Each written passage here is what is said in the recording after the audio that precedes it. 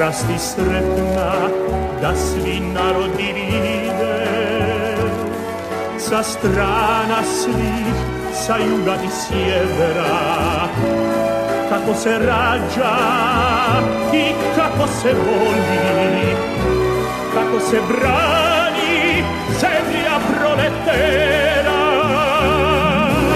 Rasti cvjetaj pod zvijezdom slobode,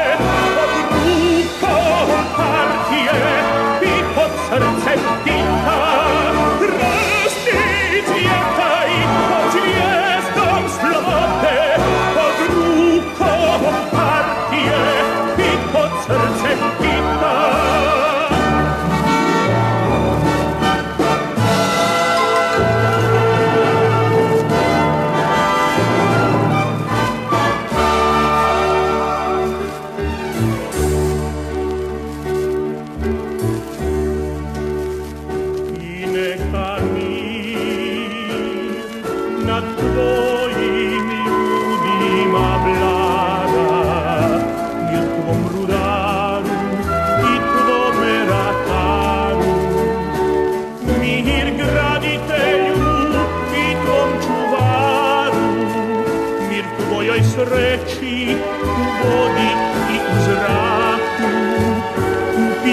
strojeva i u sjaju žita. Rasti i cvjetaj pod zvijezdom slobode, pod rukom partije i pod srcem Tita. Rasti i cvjetaj pod zvijezdom slobode, pod rukom partije i pod srcem Tita.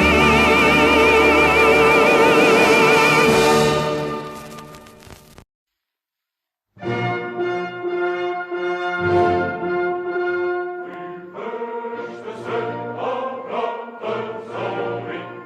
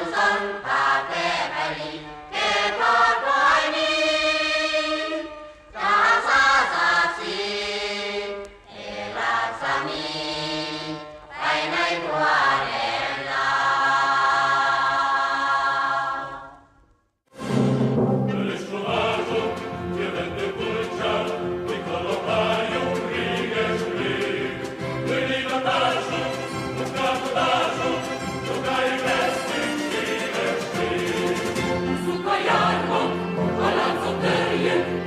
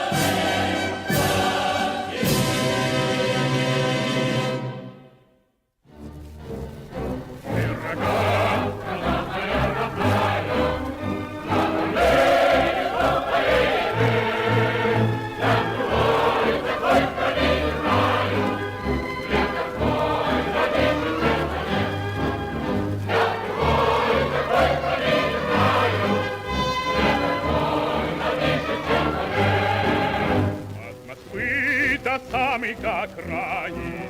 Южный гор до северных морей. Человек проходит, как хозяин необъятной родины. Hello everybody and welcome along. It is the afternoon stream and we are here today to discuss the escalating crisis that is the US imperialist policy towards Ukraine and the war there, and what the resignation of nobody's favorite State Department Bond villain means in terms of that policy, which is of course a reference to Victoria Nuland and her legacy, such as it is. So this of course is a catch-up stream. It was a stream I was meant to do yesterday, but seeing as we had technical problems for a couple of days, I'm catching up, and we did the Stalin stream in commemoration of the death of Comrade Stalin and his enormous contribution to the Marxist-Leninist form of scientific socialism. We did a stream earlier on today about that, which you can find on the page, the YouTube page that is. And now we're going to be covering the Nuland resignation and the various different implications therein. So first of all, though, we must begin by greeting those who are in the chat thus far. So, Red Star Betty, good to have you with us. Welcome along. Ebershard von Schwellenbach says good morning, and I say good morning back to you. And good afternoon to Carmo. And Svetlana joins us again. Hello to you. Lee says, good afternoon, comrades. Currently broke down at work, so watching this paid. Well, if you can, always do so.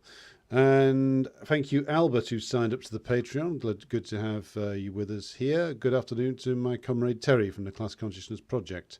And Fenrir is with us, as is Otis. And Gracinol joined us, as does Slava, who was enjoying the Ukrainian music there. That was the, if you're not familiar with the last complete song that was played there on the intro list, that was the national anthem of the Ukrainian Soviet Socialist Republic from, I believe, 1945 to 1991. And of course, it is the Ukrainian SSR which was demolished, along with all the rest of the Soviet Union, in a coup carried out, well, jointly by Kravchuk, who was the Ukrainian leader at the time, Sheikovich of Belarus, and of course Yeltsin, who broke up the Soviet Union on no legal basis and carried out a coup. Now, of course, talking of coups, Victoria Nuland's career took in a coup of Yeltsin's in 1993, but we'll return to that later. I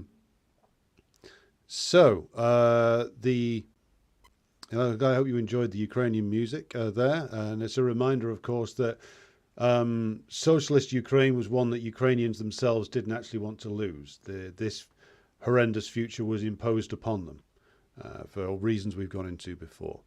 And right, there was also a couple of songs from socialist Yugoslavia in there as well, in the mix.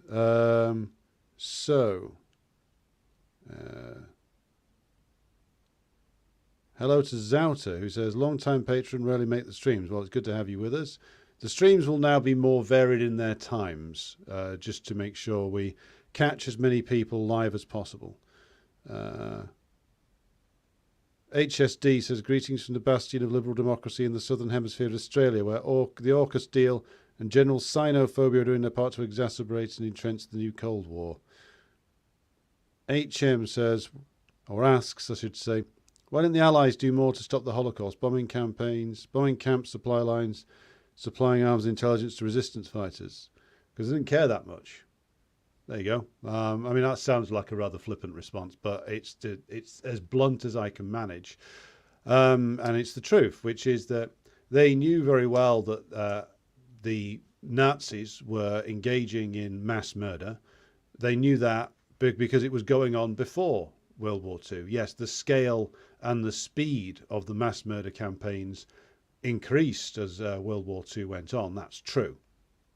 But the British and the French imperialists had no problem with the mass incarceration of communists and trade unionists inside the concentration camps because, of course, these camps had been built by the von Papen and von Schleicher regimes that had been run by sort of semi-Bonapartist governments of the late Weimar period in Germany prior to 1933. So the only concentration camp I've ever been to was, I believe it was called Sachsenhausen, which is just outside of Berlin.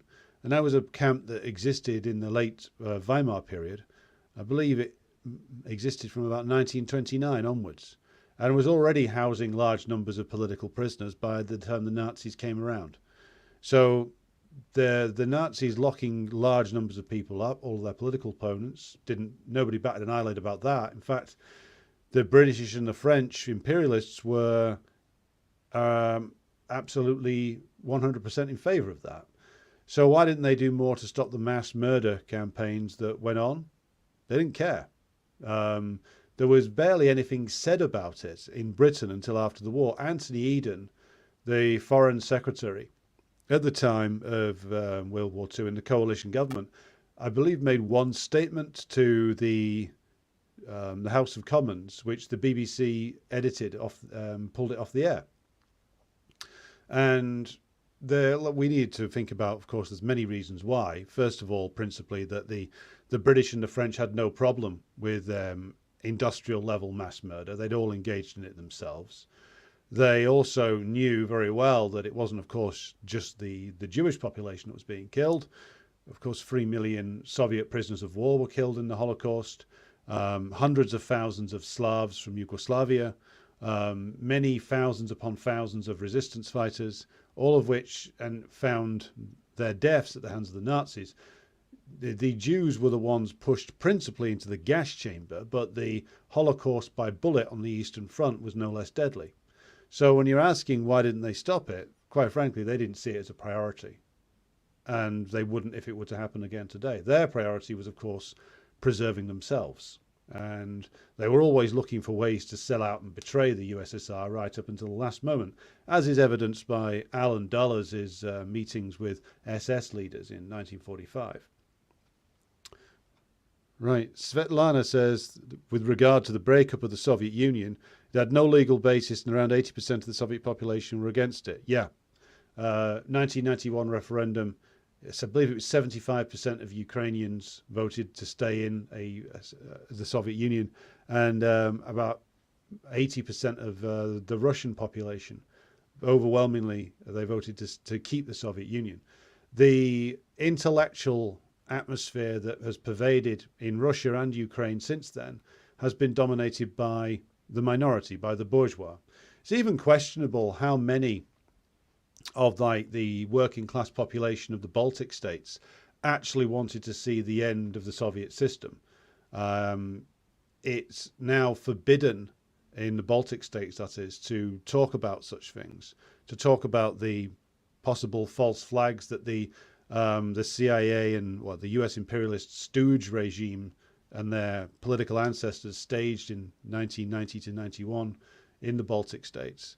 And the reason why it's forbidden to talk about anything like that is because they know very well that they carried out a coup. They know very well that their version of history is a fiction, and that's why it can't be talked about. It can only be their version of history must only be screamed at full volume, and nobody else must be allowed to speak.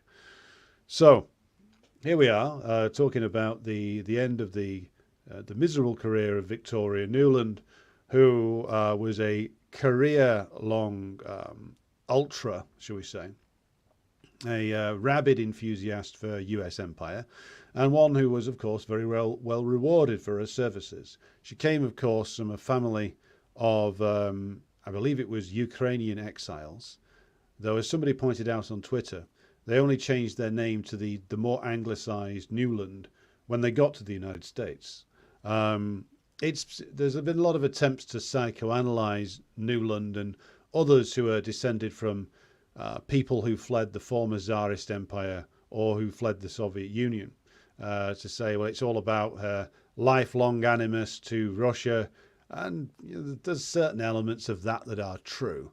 But Joe Biden's got no historic relationship with Russia, and he's no more or no less rabid than Nuland is. So I think that that family history aspect, the idea that Nuland and people like Blinken carry this sort of ancestral grudge around with them as a means of explaining their actions, I find that to be an incomplete and rather frankly, a shallow explanation. The whole question of the way in which why these officials behave in the way that they do needs to be examined more properly. So let's deal with the first thing, which is why has Nuland resigned? Now, Nuland, if you're familiar with her career, of course, was in Moscow in 1993, helping Yeltsin stage his coup against the Supreme Soviet and to destroy the final elements of the Soviet power in what remained of the RSFSR. I don't know if she was involved directly in the next coup, which is Yeltsin's electoral coup against Zyuganov in 1996, but it's certain that the US was heavily involved in that. And she was, of course, infamously involved in the Cheney-run U.S. administration that nominally had George W. Bush as its head. And she was Cheney's senior advisor for a number of years. But the thing that she has become notorious for is, of course, handing out cookies in the central Kiev in 2014 and being one of the architects of the coup policy against Yanukovych. So she becomes famous because of that and her leaked tape where she was discussing who's going to be in the new Ukrainian government, which is useful to listen to and remind ourselves of because that betrays their whole attitude to Ukraine. No one will ever be able to convince me that any of the US officials involved, be it Victoria Nuland or anybody else, had any regard for Ukraine as a country or Ukrainians as a people. They have no more regard for Ukrainians as a people than the Ukrainian ruling class do. Petro Poroshenko has no regard for Ukrainians. Neither does Zelensky. Neither do any of the hierarchy. Those are the people who sold Ukraine by the pound and the ounce to US imperialism. So Nuland and others, of course, being physical embodiments of US imperialism, saw Ukraine as a means to an end. And as we've discussed many times on this program before, the end is, of course, ultimately the breakup of the Russian Federation, its dismemberment into its component parts, in order to better facilitate the mass looting that would be needed of Russian resources to effectively revive the imperialist systems of the West. This is what it is all about, fundamentally. Its roots go back a long way. Its roots go back to, as we've talked about before, the Wolfowitz Memorandum in late 1992, which, from the point of view of US imperialism, correctly noted that the breakup of the USSR wasn't enough, that there still existed in the space of the former USSR the new Russian Federation, which couldn't be allowed to emerge as a truly independent state because of all the resources that it was sat on. Those resources needed to be hyper exploited by the West, principally by the US imperialists. And if anything got in the way of that, then it needed to be removed. This is, of course, what explains their rabid hostility to Putin. Not that Putin and the Putin system, the system of which he sits in the center of, were particularly or in any way anti-capitalist. These were people who wanted to make a success of capitalism in the Russian Federation. The problem was that they weren't quite prepared back then, 20 years ago, to allow the unrestricted looting of Russia that the US imperialists required. And so it's a case of where the US imperialists have really made their own enemy, as Putin says over and over again. And he was saying as early as 2007, we are prepared to deal with you in terms of dealing fairly, shall we say, in terms of selling our resources to you at fair market prices, but that's not enough. Imperialism cannot make do with just purchasing resources. It must control the resources. It must be able to extract the resources as cheaply as possible, and it must be able to control every aspect of this. And all they really wanted from a Russian government was somebody who would take a cut of the proceeds from the selling of oil, gas, and rare earth metals, and would enable and allow the US imperialists and their allies to control every aspect of the extraction and production and the selling of these resources. The fact that the Russians insisted on keeping control certainly via Gazprom to a certain extent, was a big problem for them. And so the whole context of the Ukraine policy has to be seen like this, that this was a means to an end. The end was ultimately the destabilization of the Russian Federation, the removal of the Putin group from power, and the imposition of a group possibly headed by some oligarch or another, Khodorkovsky maybe, or maybe Navalny, but I doubt that he would have been allowed to be president for too long. So that's the purpose for which Victoria Nuland is serving in Ukraine in 2014. And she, of course, temporarily gets out under Donald Trump, but returns under good old Joe Biden. And she has been, of course, a public face of this policy, the policy pursued by the Biden regime in Ukraine for the last 2 years. So why then, the question must be asked, is she quitting now? Various different interpretations can be had about this. My own is that Victoria Nuland might well be a fanatic of the US empire, a dedicated servant of it who has been well rewarded for being so.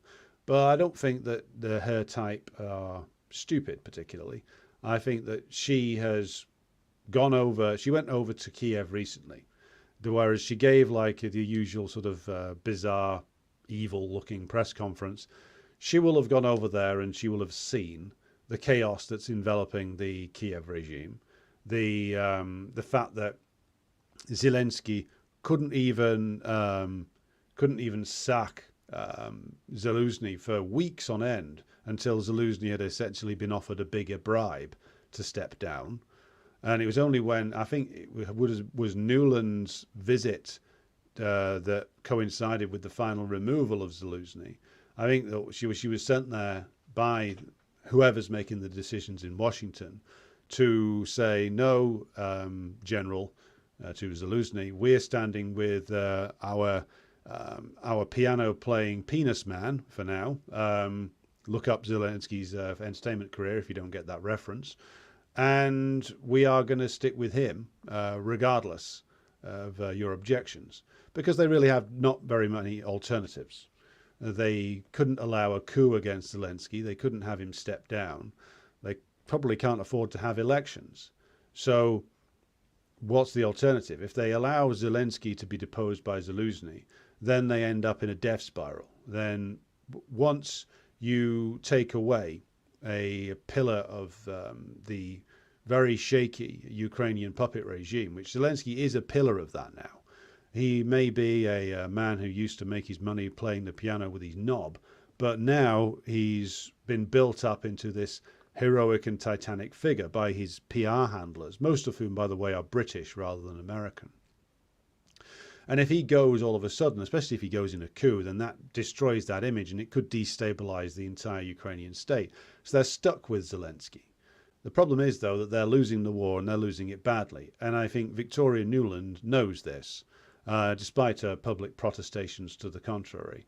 The fall of Avdiivka, the coming fall of, or the rapid falling of places like Novomikhailovka, the advances of the Russian armed forces across the front line will have driven home to her and other members of the Biden administration that not only is this going badly, but it's going really fucking badly. So why has Nuland quit now? Well, she's quitting because she can see how bad it's going, and also that there's no way out for the Biden administration.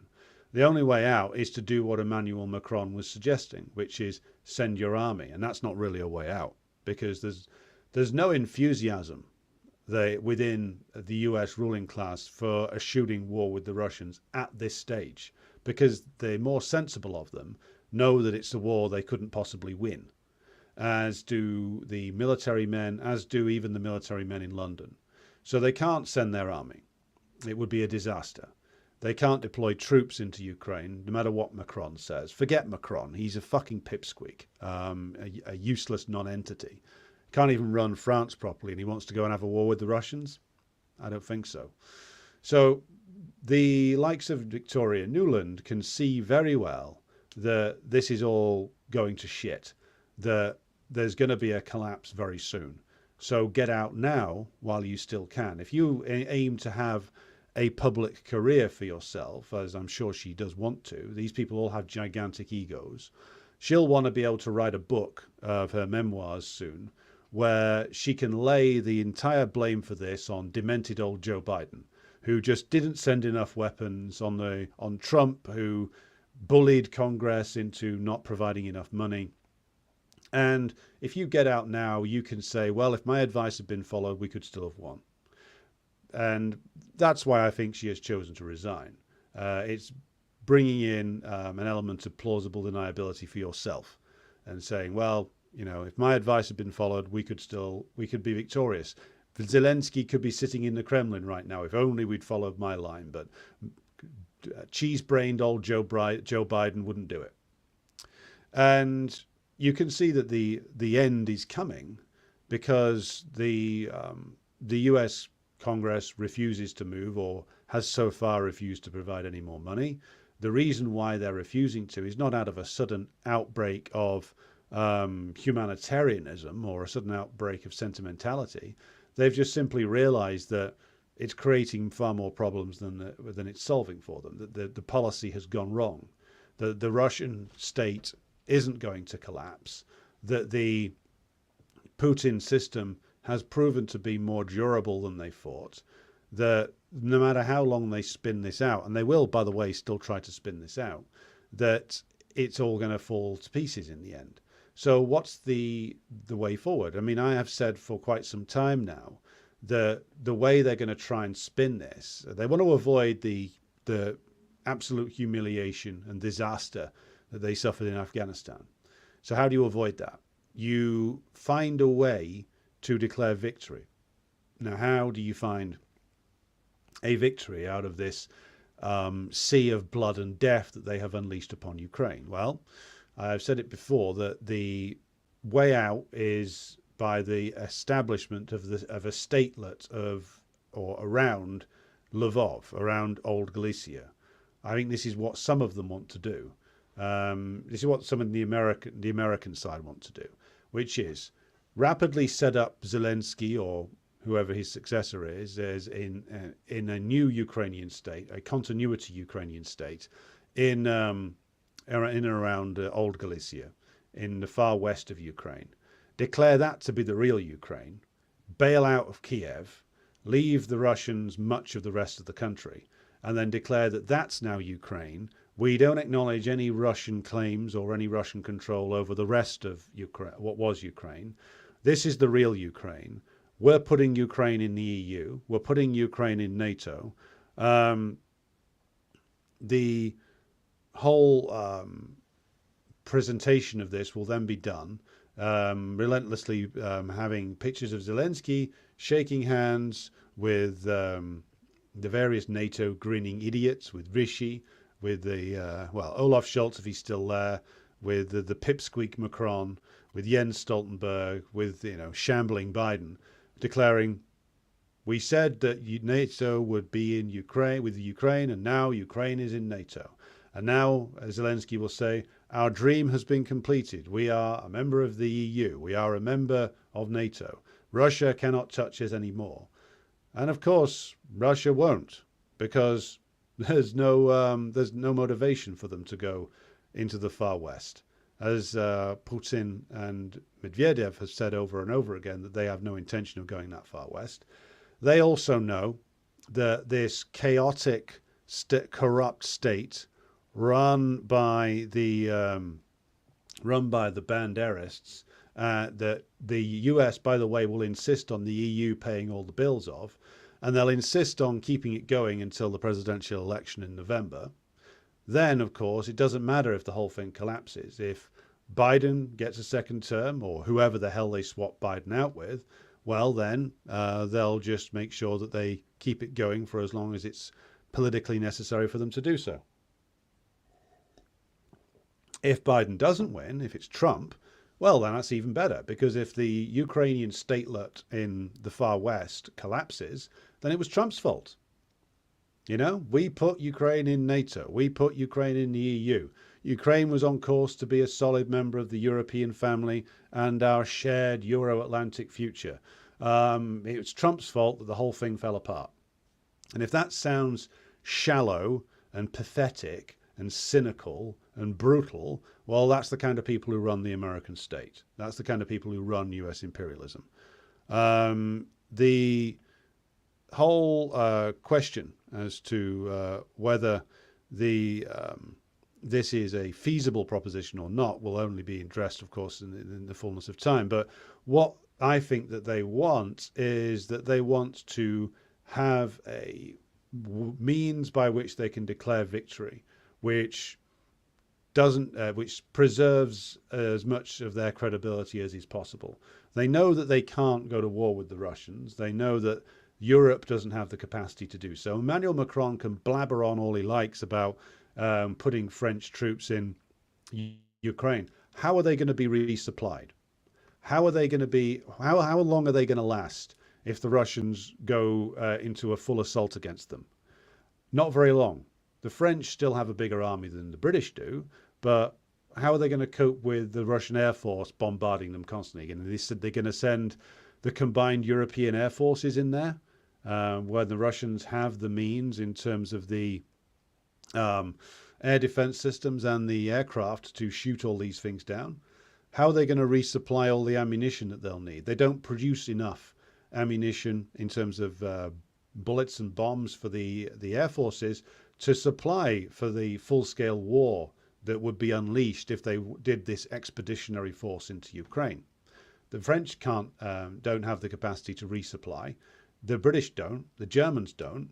And those are three of the bigger countries. The Poles certainly don't. The Poles might have inflated the size of their army, but they are by no means capable of keeping that army supplied. They don't have the industrial base to do so. The Polish industrial base since the socialist period has atrophied away. So how are any of these countries going to do anything? They can have a big exercise with however many tens of thousands of men in Eastern Europe right now. Okay, yeah. You say you've got 90,000 NATO. I very much doubt that they can, that they've got that many. So, okay, let's assume that they can conjure up an army of 90,000 men. Let's just assume that NATO's figures are correct, that we have 90,000 men involved. Well, the Russians still have a gigantic reserve of men and machinery that they can unleash. They still have hundreds of thousands of troops in reserve. They still haven't done they don't need to do another mobilization, according to the Russian Ministry of Defense. They're getting enough volunteers to build up a very large force of over 300 to 400,000 or so, most of which is still not deployed. They've kept most of their recruited men in training programs that last 12 months.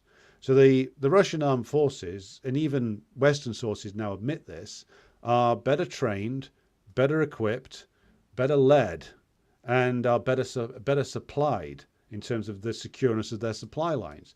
Think of how the supply line works for the Russians in Ukraine, and think of how it would work for NATO. NATO armies are, again, principally the only countries with a real solid industrial base. Arguably Germany, but not by that much. France, sort of. Italy, sort of. But again, not capable of expanding production to meet wartime requirements. So the only one that could feasibly do it would be the United States, and that would take some time.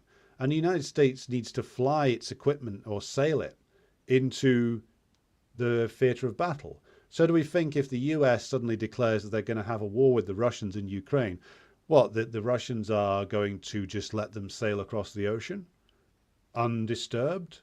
That they're going to let them fly peacefully into a Polish airport to resupply their forces? Or are the Russians going to bomb all of it immediately. This doesn't make any sense. Emmanuel Macron, if he believes the things that he's saying, lives in a fantasy world. Like, because the French might be able to stick a few thousand men in Ukraine, and what happens when they're wiped out? What do you do then, Emmanuel?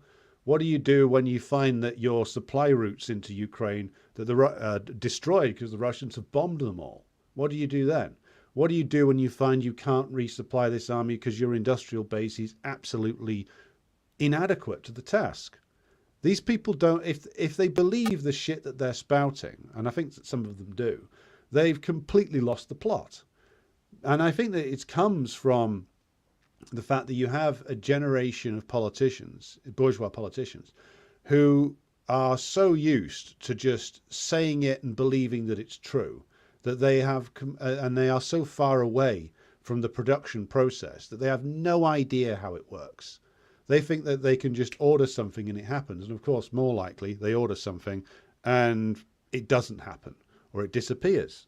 So this is nonsense, complete nonsense from Macron and the others who are proposing this. What, is the Dutch army going to go into Ukraine? All 5 of them? I mean, the Dutch got done over by Hezbollah the other day when they tried to send a special forces team into the Lebanese border area to apparently gather intelligence on Hezbollah positions, and the Hezbollah rounded them up in a matter of hours. So, well, are they saying that these guys going to lead the assault against the Russians? This doesn't make any sense. The NATO armies aren't worth the paper that the numbers of them are written down on. What have they been doing for the last, well, 70 years? When's the last major war any of them fought? What has the French army been doing since World War II? Losing. It lost in Algeria, it lost in Vietnam. Yes, they've brutalized some of their neo-colonies over the years, but now they're being evicted from West Africa. What about the British? What, they had a great victory over the Argentines in 1982, just about, by the way. And that was only because the Argentine military regime was so utterly incapable and decayed to the point where it would no longer motivate its troops to fight for it. And what, they beat up Saddam's army in 91 and 2003? None of this is impressive. So all they're going to do is secure their own destruction, which is why they won't do it. They can't do it unless the Americans are on board, and the American imperialists are now looking increasingly doubtful as to whether this project is worth continuing with.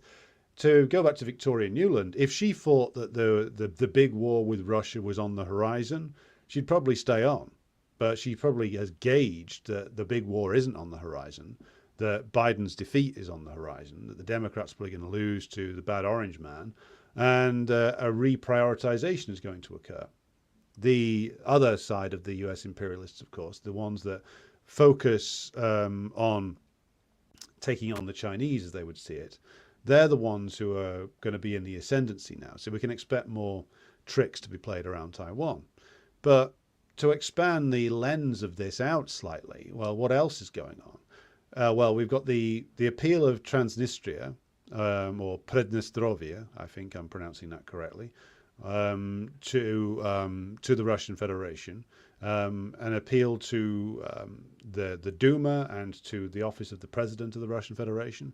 But also we've got Gagauzia, I think I'm pronouncing that correctly, which is a Turkic region of Moldova, which I'd never heard of, to be honest, before last week. Well, the head of that, Evgenia Gutul, has made a direct appeal to Russian President Putin for closer ties and assistance against the Moldovan regime run by that idiot Sandu, who is following the path and the trail blazed for her by the statesman and genius Zelensky, and that other genius, Nikol Pashinyan, down in Armenia, which is that they think an alliance with the Europeans is worth the paper it's written on. Pashinyan will find out quite quickly that it is not, and the Moldovans will find out quite quickly that it is not, because what the Sandu regime is doing is pushing Moldova towards being dismembered. And that is ultimately what is going to happen. because nobody is coming to Moldova's aid. Not really.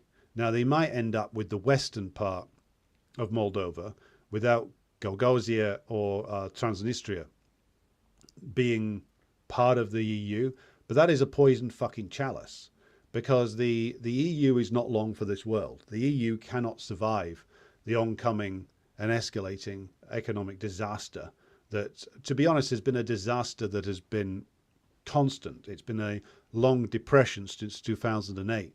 The Eurozone debt crisis has never truly ended. Quite what impression of the EU these fools and corrupt traitors that run these Eastern European countries think that what they think the EU is and what it actually is, I don't see how they can possibly view it in positive terms. But maybe if you pay somebody enough, it doesn't matter what the reality is. So Moldova most likely is going to be dismembered and not survive as a state. It seems to me that various parts of it will end up in the Russian Federation. And then the question arises, well, is NATO going to deploy to Odessa? Is NATO going to go here or there or wherever? And I would say no. They're going to take the most cynical option possible. And the most cynical option possible is what I said before. Declare that the far west of Ukraine is now the real Ukraine and set up a puppet government there. And make sure that that staggers along for as long as their political requirements have need of it, and then abandon it when things go wrong. And then you end up with a mess which the European nations that surround it will end up having to resolve somehow or another. And that is and if you always view the decisions made by the US imperialists and particularly the Europeans as if you look at it in terms of, well, what is the most cowardly, cynical and brutal thing that can possibly be decided upon, and that is what they will decide upon. So we will now catch up with where things are in the chat. So we have Ross joining us from the Port of Glasgow in Scotland. Dylan Blake joining us live from Wales.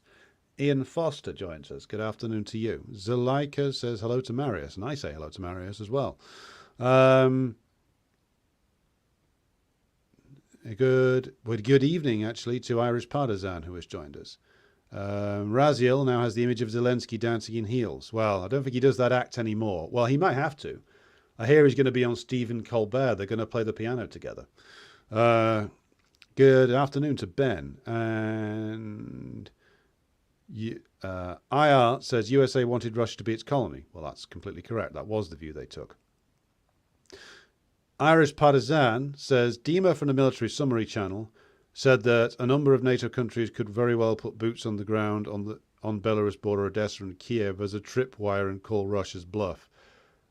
Well, that's not going to work out very well. I mean, I disagree with the Military Summary Channel's analysis there, because Macron can say that just the same way that that Duda and Miskovitz were saying that they were possibly going to go in last year. Doesn't happen. Why doesn't it happen? They won't do it. They can't do it without the US backing them. And if the US if the US won't deploy its forces, which it will not, then the Europeans won't do it, because they know very well that the Russians aren't bluffing. Like, Macron is deluded enough now, and desperate enough, quite frankly, to believe that the Russians won't dare fire on the glittering soldiery of the immortal French Empire. The Russians have already killed dozens of French soldiers. Yes, they were not officially French in that they were probably declared to have been on sabbatical from the French armed forces, but the Russians killed a load of them anyway, just as they've killed a load of British forces that were sent there to assist the Ukrainians. That's who, after all, seems to be controlling the Patriot air defense system, the systems that the Russians keep blowing up. So there's probably been dozens, if not hundreds, of French casualties in Ukraine already. Yes, they're not there under the French flag, but they'll be going home wrapped in one. And so what, Macron thinks that, by putting a few thousand, how many thousands of troops are they going to need to secure the Belarusian border? I mean, are they really that far gone from reality that they think that the Russians aren't going to shoot them? Putin is many things, and we have discussed various criticisms that can be had of him. But I will say this in his favor, that he's not a man who refuses to learn. And he has learned. Had to have been kicked a lot in the face by the Europeans until he finally realized that the Europeans were nothing but the vassal states of the US imperialists now. But he has learnt it. And so if they think that they're going to do some, heroic march to the Belarusian border, and the Russians aren't going to just kill them? No, the Russians will kill them. And then at that point, there is, a more dramatic demonstration of a World War III type scenario. And again, does the US ruling class want that? At the moment, they don't. And that's the reason why the likes of Nuland are going to jump ship, because this policy's over, and it's over whether Biden wins or Trump wins now. And so they're getting out. And now it's going to be, the tilt's going to be possibly an even more dangerous one towards Taiwan. And the Chinese probably know that very well. So, an Irish partisan's comment following up that they might put them in Lvov. Putting them in Lvov is the only feasible area where they'll go, I think. And they'll go there, and what will end up happening is that a tacit bargain will be struck. It will never be acknowledged. It will never be talked about. But this is the potential end game, which is that the Russians take what Medvedev has called a historic Russian city, which is Kiev. And then they go up to the barriers or the borderland of the old Russia, old Tsarist Russia from 1914. And then they cut off there.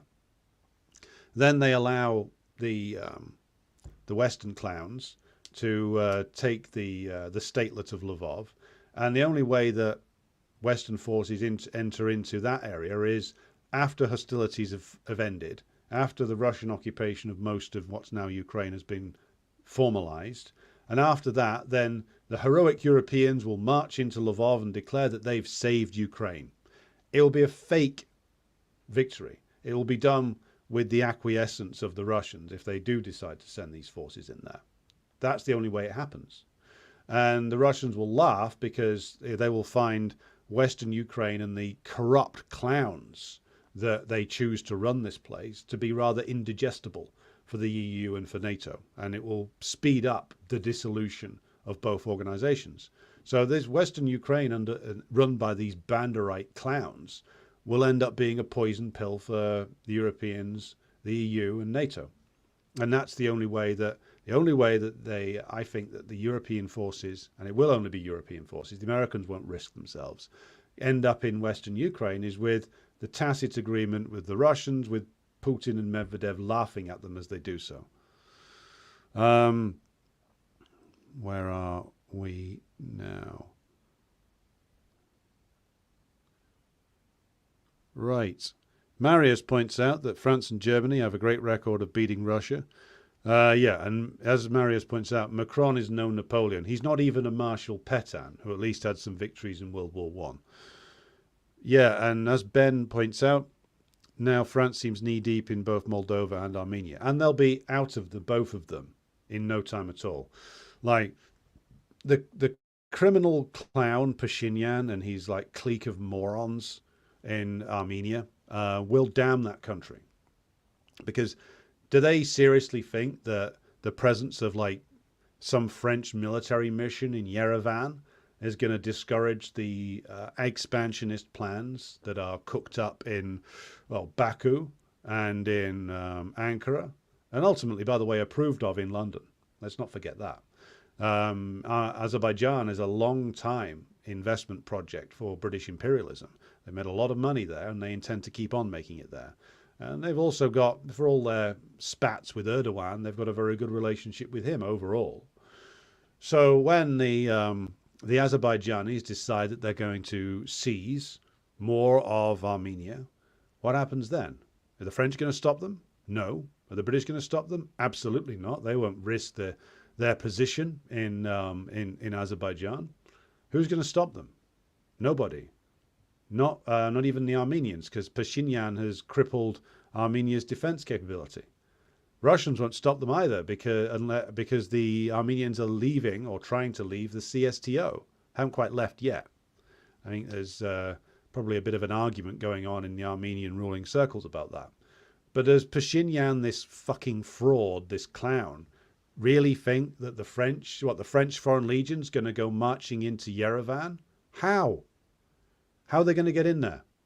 What, is Erdogan going to allow them to pass through Turkish airspace? Are the Russians going to allow them to fly in? How does this work? It doesn't.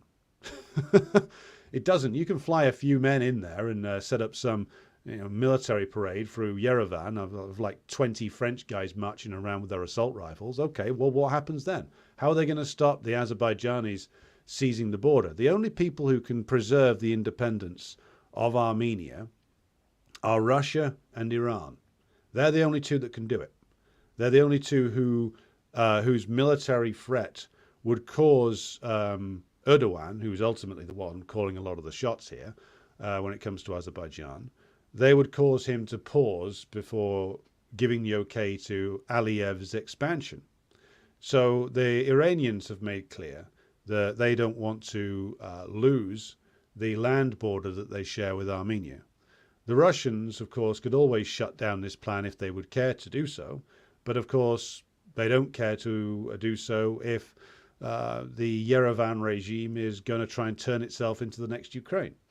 So I think that Putin and his group in the Kremlin think of things this way, that if Armenia is going to be some sort of new Ukraine and Azerbaijan wants to essentially take it out, which is what appears to be the case with regard to the way that things are shaping up there at the moment, then they're thinking, well, we'll do a deal with the Baku regime. Now, whether that's a mistaken calculation or not, I don't know. But certainly Pashinyan is damning Armenia, and he's damning it to conquest by the Azerbaijanis. And ultimately, it is Pashinyan and the rotten clique that supports him, who aren't just Armenian, by the way. If you listen back to the interview I did with Alison Tarmesian, the Armenian journalist, she made the point that a lot of Pashinyan's support comes from Armenian exiles, Armenian diaspora communities, who are all like rooted in France and the United States mostly, and that they are the ones who are rabidly supporting like Armenia becoming part of the EU, which I think is not likely to happen. The EU will have collapsed before that happens. And also part of NATO. Well, is Erdogan going to allow Armenia into NATO? Absolutely not. Absolutely not. He might allow Azerbaijan to apply after they've conquered Armenia, but probably not even that. So this is foolishness. This is nonsense. This is like what happens when a deeply corrupt ruling clique runs into a deeply compromised, essentially CIA-run diaspora groups who fund clowns like Pashinyan to come into power. And all he's managed to do is to run Armenia into the ground. And he's going to end up in a worse position even than our old friend Saakashvili in Georgia. Where are we now? Battle Cossack says, don't forget Libya and Yugoslavia. Yes, we should never forget those. Victims of US aggression. Ian Foster says they may try to claim a kind of draw with rump state NATO EU entry, something that would be on a par with the limbless knight in the Holy Grail. Yeah, I think that's exactly what they're going to do. Banderist Lvov in the far west will be presented as the only real Ukraine. You can expect cheap holidays to become available there very soon. Raziel says the Hawks and the DNC establishment are jumping ship like rats. Indeed they are. The Irish Partisan says Andrei Martyanov and Scott Ritter have warned about the war possibly expanding into Moldova. Yeah, and if Sandu is stupid enough to allow the war to come into Moldova, then Moldova will be destroyed and nobody will lift a finger to save it. Ayart says Moldova should merge with Romania. Well, you might be right in the end. the remains of Western Moldova will probably end up in Romania because the Sandu is rendering the Moldovan state, as it has been constituted since 1993 or so, to be unsustainable. Ben says, Macron just said he will open a permanent defence mission in Chisinau, the Napoleonic idiot. Yes. Absolutely, absolutely stupid. But then again, standard operating procedure for Macron. Battle Cossack says, East Ukraine will become the new East Germany. I can already see the headlines of horror stories of torture and pushing trains in East Ukraine. In fact, that sounds like a good book title. There'll be an exile who publishes a book saying, in Eastern Ukraine, we had to push the trains with our heads, just like Yeonmi Park says about the DPRK. Gillian says, Moldova should not merge with Romania. They are very different. Interesting. I have heard various Romanian nationalists make claims to Moldova. I don't know enough about the culture of either nation to make a comment on whether that's viable or not, though. But just because it's a bad idea doesn't mean that somebody's not going to try it. Kato says, good evening from Kato. Good evening from Kato from the east coast of Taiwan. Good to have you with us. Macron thinks he's Napoleon. Well, he's like Napoleon, but, you know, a bad photocopy of him. Ian Foster makes the correct point that Macron made big boasts about Niger, but France left with its tail between its legs. Yeah, when it became obvious that if they wanted to stay there, they'd be essentially in a shooting war with the Nigerian army and people, they fucked off, as they will do anywhere where they end up being challenged. Because France right now, are we really saying that this regime that's this despised, is this hated, that has no authority left domestically, are they going to be able to turn around to the French population and say, hey, we need to conscript you all to go and die in Ukraine or Moldova? No, they can't. He doesn't have the authority to do that, and they know that they don't. Bullflex says, Bulgarian and Romanian soldiers being sent to Odessa region, the hottest zone out of Donbass. It wouldn't surprise me if various cynical bastards in the US Pentagon had considered that a possibility, or that the comprador swine in Bucharest and Sofia would think that that was a good idea. Whether that provokes a rebellion from the local populations or not is another question entirely. Again, like Bulgaria and Romania can't sustain a war against the Russians without US assistance. It's not possible. So that brings us to, I'm going to have to curtail things for today. If you have questions, be sure to send them in to the email address, and I will answer them the best I can. I have to get off now because I have to go and essentially jump on a train and be elsewhere. But I'll leave you back with the relevant music.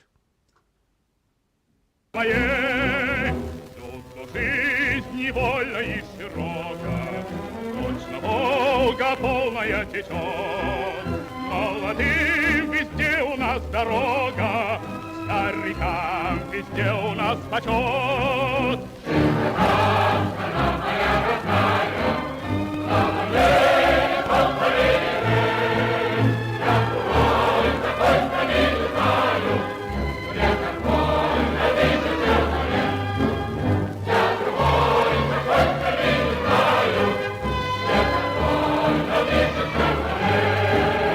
За столом никто у нас не лишний, по заслугам каждый награжден. Золотыми буквами мы пишем всенародный сталинский закон. Этих слов величие и славу никакие годы не сотрут.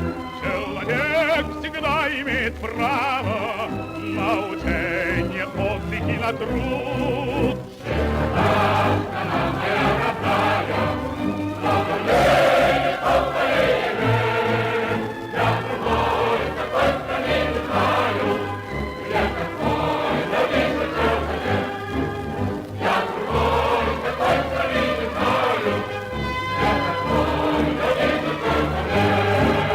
Над страной весенний ветер веет, каждым радостнее жить. И никто на свете не умеет лучше нас смеяться и любить.